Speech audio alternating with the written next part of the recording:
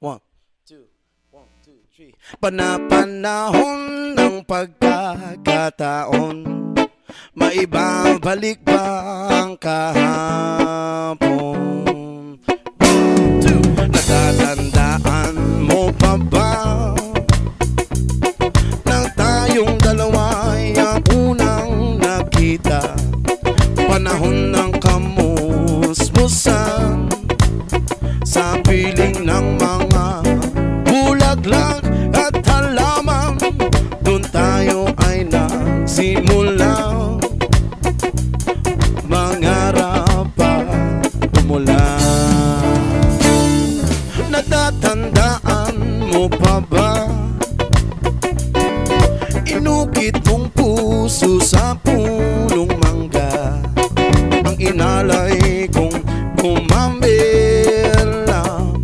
magkahawak kamay sa dalampasigan, malayang tulad ng mga ibon, ang gunita ng ating kahapon.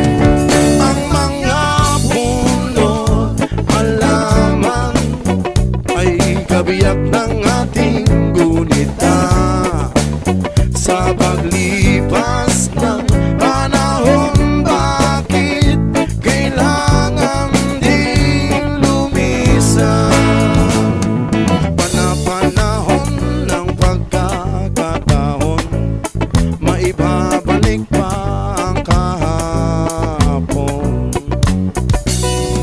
Ngayon ikaw ay nagbalik at tulad ko rin ng iyong pananabi, makita ang dating kanlungan, tahanan ng ating tula at pangaraw. Ngayong